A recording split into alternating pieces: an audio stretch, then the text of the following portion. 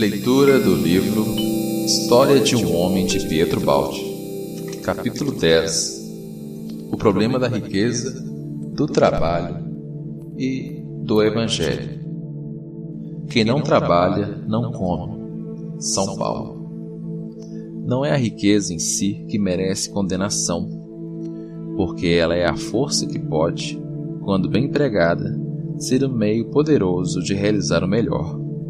Merece condenação a psicologia de avidez, que é a sua auréola natural, a atmosfera sufocante que dela constantemente emana, o mal que, para conquistá-la, não se tem receio de praticar, as aberrações que provoca, a horrível espécie de almas que atrai e de que se circunda, a escravidão, a asfixia, a abjeção espiritual que frequentemente são o seu preço.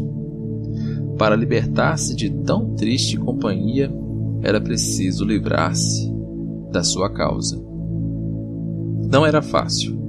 Não é fácil no mundo moderno, onde tudo o que se refere à propriedade é exatamente regulado por meio de 1000 veículos jurídicos, complexa rede de interesses em equilíbrio. Não é tão simples resolver o problema, como no tempo de Cristo ou de São Francisco. Havia, pois, complicado conflito de deveres em que se jogavam os direitos alheios, que não se podem lesar. Como resolver o caso entre tantos deveres votados para direções contrárias e todos autorizando perante a consciência pedidos de satisfação? Como cumprir uns sem lesar os outros? São Francisco, por exemplo, devia lesar o dever de obedecer ao Pai, porque tinha de obedecer a um dever maior. E qual, no nosso caso, era o dever maior? Todos falam sempre de seus direitos, mas os seus deveres ele achava difícil a escolha. Não bastava esquecer os interesses e o egoísmo para resolver a questão. Os seus bens eram hereditários, ou seja, obtidos gratuitamente. Não eram fruto do seu trabalho. A sociedade do seu tempo admitia essa forma de aquisição, que a consciência lhe declarava injusta. Não condenou os outros, mas apressou-se a corrigir-se a si mesmo. A aquisição gratuita de bens por hereditariedade era para ele, para sua lei moral e pessoal, coisa ilícita, imoral, inadmissível. Cuidava de si e respeitava a lei dos outros, mas devia viver conscientemente a sua lei. E esta não era somente a lei instintiva da sua consciência, pois era também a lei do Evangelho. Ouvia a voz longínqua a repetir: Bem-aventurados vós que sois pobres, porque vosso é o reino de Deus. Mas ai de vós, ó ricos, porque já tendes a vossa consolação. E ainda: dá aos que te pedem, e se alguém te tirar o que é teu, não demandes com ele. E por fim a máxima: é mais fácil passar um camelo pelo buraco de uma agulha do que um rico entrar no reino de Deus. Ele sentia bastante o Evangelho no coração para não tomar a sério essas palavras. E o aborrecia bastante a elasticidade de consciência e as acomodações para não sentir o dever de tomar uma posição bem definida entre Cristo e o mundo. Preferiu Cristo, mas o mundo o condenou e começou a luta. Não pretendia de fato no seu coração aplicar aos outros a sua lei. Não condenava, não julgava, perdoava, pensando que como medimos, seremos medidos. Não podia deixar de sentir a injustiça originária que está na base de toda a acumulação de riqueza, que muito raramente se pode formar apenas com o trabalho, sem ao menos um início de fortuna. Esta injustiça originária se agravava com com a gratuita transmissão hereditária. Achava absolutamente anticristã, ainda que em parte, a vida à custa do que não fosse o fruto do próprio trabalho. Viver do trabalho alheio, isto é, daquele próximo que se deve amar e sob cujos ombros não é, portanto, lícito a um cristão acomodar-se para se deixar levar. Achava absolutamente anticristã essa concepção egoísta da vida, base de explorações e causa de lutas, porque o pobre é por ela instigado, talvez mesmo constrangido, a fazer justiça com a esperteza, com o furto e a violência.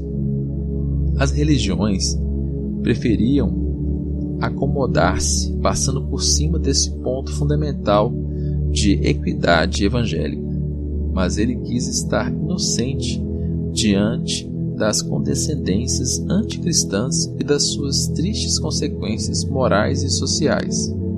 São Paulo, falando de si mesmo, dizia que trabalhava com as próprias mãos para não ser pesado a ninguém. Atos, capítulo 20, versículo 33 e 34. Os sistemas do mundo representavam convenções, estavam consagrados pelos costumes, eram uma contradição admitida. Tudo aquilo era corrente legal no mundo. A sua consciência, porém, não aceitava compromissos e definia claramente as suas posições. Não podia endossar tudo aquilo sem se tornar cúmplice. Não podia aceitar os benefícios sem incorrer na responsabilidade. A injusta distribuição da riqueza era o problema do seu tempo, e contra ela se batiam os homens, as classes sociais e os povos. O espírito do seu século insurgia-se contra aquela injustiça que tanta luta custava. O mundo debatia-se para preparar o advento da justiça social. O instinto da ávida acumulação egoísta era biologicamente justo, mas correspondia a fases evolutivas do passado, que hoje devem ser superadas por outra fase, de mais justa coordenação orgânica coletiva. E se essa preparação tantos esforços e sacrifícios custava, podia ele, por interesses pessoais, lançar-se contra o futuro? Sentia que a fundamental injustiça da exploração econômica devia ser corrigida pelo Code Superis Dedet Pauperibus. Dá aos pobres o que te sobra, pois o supérfluo é realmente roubado aos pobres, que dele necessitam para viver. Além disto, um grande preceito lhe vinha de Cristo: ama o teu próximo como a ti mesmo. Devia cumprir também este dever. Não se tratava somente de livrar-se do peso das ligações da injustiça da riqueza. Tratava-se para amar o próximo, que na sua maioria é pobre ou quase pobre, de abraçar a sua vida, participar das suas fadigas, suportar as suas tribulações.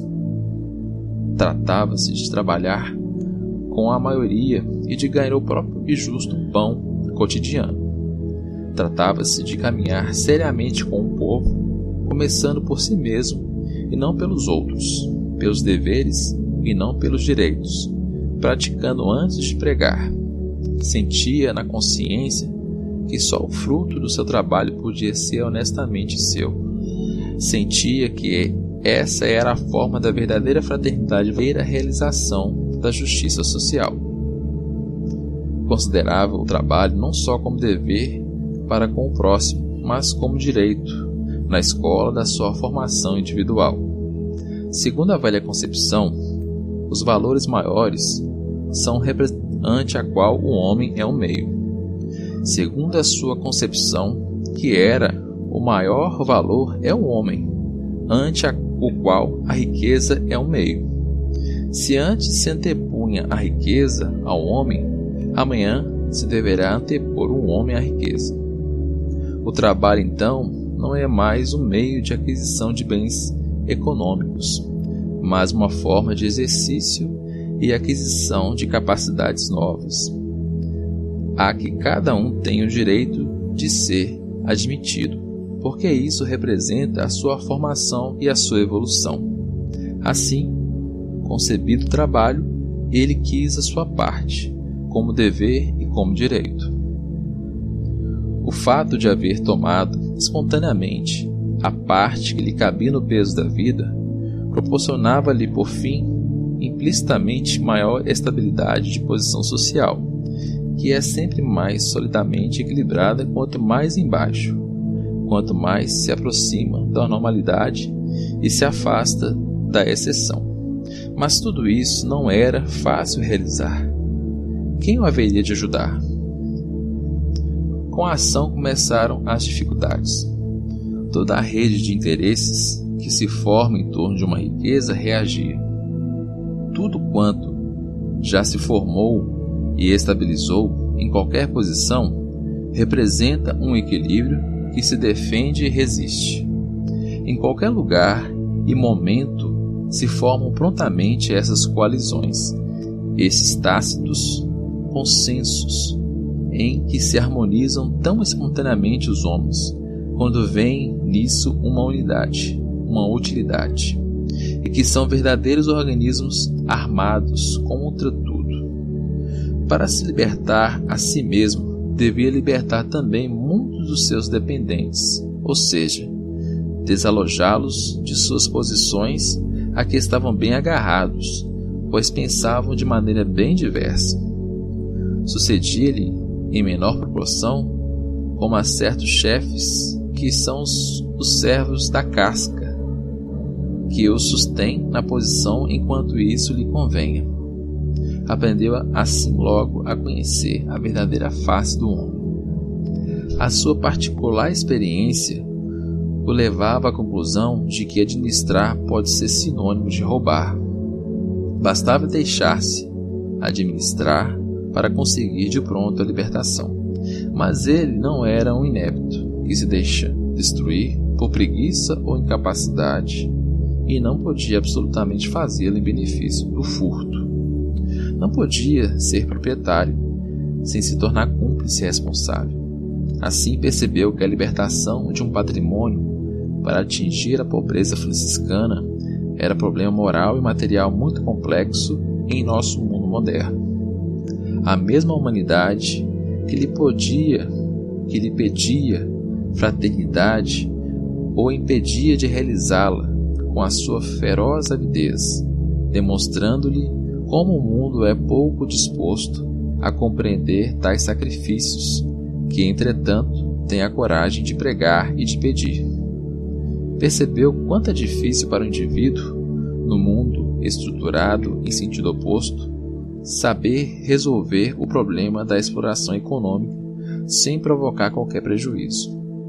Isso ainda porque cada qual quer compreender os motivos dos atos do próximo e desconfia sempre. Ora, os seus motivos ninguém conseguia compreender, e se os compreendesse, não os admitiria. Toda a sociedade era impulsionada por uma vontade em sentido contrário: pilhar, acumular, enriquecer. Todos os caminhos dirigiam-se naquele rumo e todos andavam naqueles caminhos. Todas as instituições, leis, costumes pressupunham aquelas motivações. Bem longe de admitir a possibilidade de existir um honesto que afaste de si a riqueza por um senso de justiça, o mundo se arma de desconfiança contra um homem que, cheio de escrúpulos, tem muita pressa em se desfazer da riqueza. E tudo se volta contra quem vai contra a corrente. Os seus deveres não eram egoístas, utilitários, dos que permitem fazer bela figura e dão, ao mesmo tempo, bom rendimento. Eram deveres reais de consciência, deveres estranhos ao mais longínquo rendimento, deveres incompreensíveis e, portanto, inadmissíveis. Estes deveres escandalizavam os outros, que desejam resultados concretos para poderem avaliar. Os espertos do mundo julgaram-no mais esperto do que eles. Acreditavam que, para fins de lucro, disfarçava-se em altruísta. Os homens de bom senso, ainda mais espertos, chegaram a descobrir, por meios muito complexos, os seus recônditos objetivos reais. A luta foi longa e corpo a corpo, mas o fez conhecer um homem. Descobriu que era muito difícil saber dar sem fazer mal. Via que o pobre não era quase sempre senão um rico frustrado, muito diferente do pobre de espírito, cheio de toda a cobiça, insaciável, de alma agarrada ao dinheiro, e cada ato magnânimo servia de estímulo àqueles sentimentos. Percebeu que o homem, frequentemente, ao ato passivo de receber, preferia ser ativo no pilhar, preferia a conquista à esmola. E isso é biologicamente normal, mas tende a fazer do homem, em última instância, um malfeitor. O seu signo, porém, é positivo, e a ele a natureza confia o trabalho da seleção, e não da conservação que compete à mulher. Descobriu no homem o seu aspecto de mais ou menos cego executor das leis biológicas. Espantou-se com a imensa, insuportável distância que o separava do Evangelho. Na luta corpo a corpo para a realização do seu plano, ele era o supremo utopista, escarnecido e incompreendido. Essa foi a resposta bem clara que o mundo francamente lhe deu, segundo a sua lógica natural. As leis biológicas, aplicadas ao homem por instinto, embora sem este as compreender, rebelaram-se contra ele. Precipitaram-se ao seu encontro como enfrentando um violador. No mundo, ele estava errado. Por certo, a sua forma de luta era muito diferente da que as leis da natureza impunham à terra.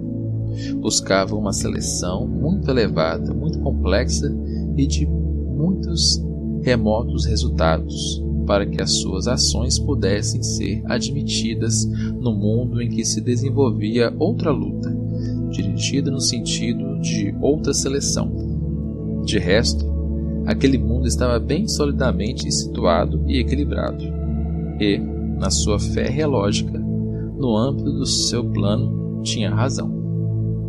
A grande maioria vivia aquela lei, enquanto ele estava só ou quase só. Achava-se, portanto, deslocado. O nosso utopista tinha consigo o Evangelho e se havia lançado justamente na via da sua aplicação integral. Chocava-o a enorme dificuldade de realizá-lo na prática e o gritante antagonismo em que o mundo se encontra com o Evangelho e o Evangelho com o mundo. E se perguntava por que a lei biológica, destinada por Deus a reger a vida humana e gravada nos instintos do homem, tinha de estar nos antípodas da lei evangélica, igualmente destinada por Deus a reger aquela mesma vida humana. Este livro quer, antes, relatar experiências do que formular teorias. Narremos, pois. Ele continuou inabalável, enquanto registrava em si mesmo essas observações. O nosso relato é breve, mas para ele a luta foi longa. Nós fazemos simplesmente um relato, enquanto ele construía um homem. Ele continuou. Havia jurado fé no Evangelho e com o Evangelho queria ir até o fim, se necessário, até os extremos da desesperação e da morte. Havia decidido dar agora à sua vida este conteúdo, a experiência suprema do Evangelho integralmente vivida. O que aconteceria? Observava e registrava. Nele se tratava o grande duelo. Quem teria razão, o Evangelho ou o mundo? Enquanto a sua vida prosseguia, observava os entrechoques da batalha. O mundo derrotaria nele o Evangelho ou o Evangelho venceria o mundo. Nesse segundo caso, a sua vida não era mais uma utopia. Não era um louco, como se dizia.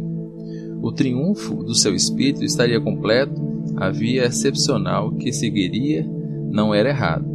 O seu caminho, porém, era tão contrário às leis do mundo pelo qual avançava, que seria necessário um contínuo milagre, a presença nunca suspeitada de uma divina providência, que o salvasse a cada passo de tudo e de todos. E olhava em torno para ver se o milagre se verificava e se poderia verificar-se. Tremia no mais íntimo de si mesmo, porque compreendera que a sua atitude, no fundo, era um desafio de obediência a Cristo. Mas sabia também que se entregava todo, jogando a cartada da vida, e quem assim procede, talvez tenha algum direito mais do que os outros. E se, ao contrário, o mundo derrotasse o Evangelho, demonstrando-lhe talvez, através dos fatos, nessa experiência decisiva, a sua absurdidade prática. Se a divina providência com a qual ele contava o abandonasse, e se essa força imponderável lhe escapasse na sombra, que meio teria para mantê-la presente e ativa? Que direito teria de considerar-se um predileto, particularmente ajudado por Deus?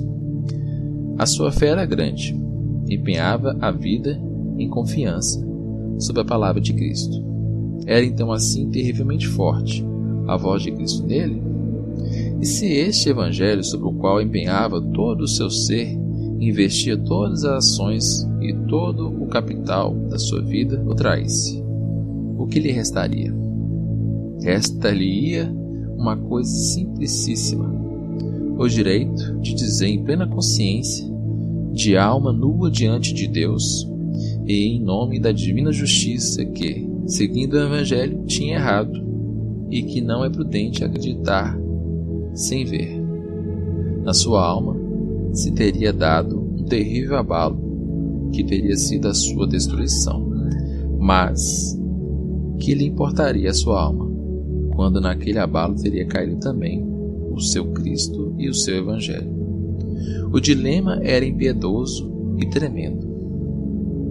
O leitor não se espante, porém, porque quando uma consciência age retamente, nunca é abandonada por Deus.